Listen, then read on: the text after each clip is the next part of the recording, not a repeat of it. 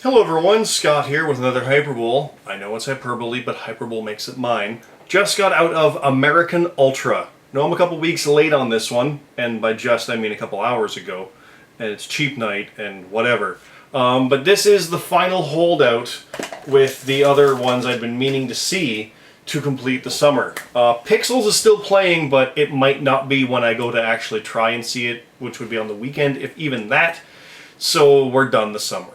American Ultra it's a little movie that has a big enough budget to not make it seem little. If that makes any sense? Think a movie like Grosse Pointe Blank, where it's a normal guy who's a hitman, but it didn't really succeed in that regard. That movie did. This one did. This definitely is the way to go for a small, big movie.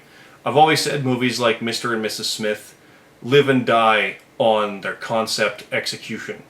Mr. and Mrs. Smith is basically just a feuding married couple, but they happen to be hitmans, so you get things like action movies in this essential comedy. And if that action isn't good enough, the whole thing falls apart. That's what happens here. We have this guy as a hitman who's really amazing and good at it, and that actually holds true. It plays out as you'd expect, and yet with some unique stuff. It's some really good lines. And I can easily recommend it. It's worth seeing. Is it great? No. Is it trying to be? No. It's the usual case of it set out to be a kind of movie and nailed it. So I can easily recommend that one. It's not going to be in theaters much longer, unfortunately. It didn't do that well theatrically. Box office wise, it's pretty low, but it never really seemed to be that type. The whole pot usage really doesn't come in much. Essentially all it is he's a government agent, a sleeper agent, and when they activate him, it's heavily filtered. Think of it that way. It's like, it's there, but it doesn't quite come out as you'd expect and as quickly. They play with that really well, honestly. It's a lot of fun. And yeah, the cast is great. Eisenberg, you'll love or hate him depending how you feel about him. It's that kind of character again. The supporting cast is good. Topher Grace is actually a great smarmy kind of bad guy dick. He's great.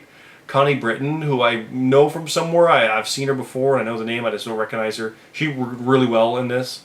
The overall boss guy is pretty cool too. And Kristen Stewart continues to do Kristen Stewart performances, which are better than people say they are.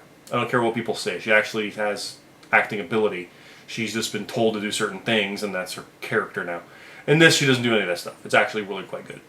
The action's great. The music's pretty good, too. Nothing memorable from the soundtrack, but easy recommendation, honestly. Worth seeing, absolutely. In the theater? Yeah, I'd say so, but it's worth seeing, definitely. And there's nothing after the credits. I'm going to start putting that in there, too, as long as I've seen it, just so you know. Nothing after the credits. Credits are pretty crazy, though. They're bonkers.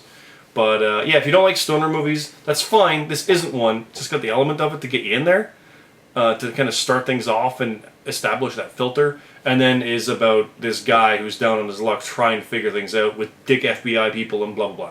So it's really well done. It's really great. Maybe it might not actually be FBI. I think it's CIA. Either way, worth seeing, absolutely. And that's it. If I see Pixels, I'll add that one in, and then whatever else I end up seeing, I'll throw in there as well.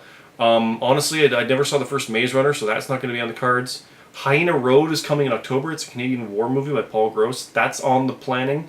But other than that, I don't know what the next Hyperbole will be, so we'll see from there. And hey, if you like Hyperbole, and want to see me do that for other movies, like I've got, you know this by now, I've got DVDs and Blu-rays all over the frickin' place. If you're interested in seeing me actually talk about those when I eventually see them, like Hannah I never saw, Dead Man Down I never saw, or stuff that I've recently actually seen, like Exists, Justice League, Gods and Monsters, and what the heck was it? I just commented on it the other day too, having finally seen it, and I completely forget what it was. No, Dead Rising, Watchtower. There's a new ones, but they're not theatricals, or they're after the fact. So should I do them on Hyperbole, or should I give them their own show? I don't know what to call them, and that's a huge sticking point for me. But they kind of fall into this category of, hey, here's the thing, check it out. Any ideas, please drop them in there as well. And until then, see you next time.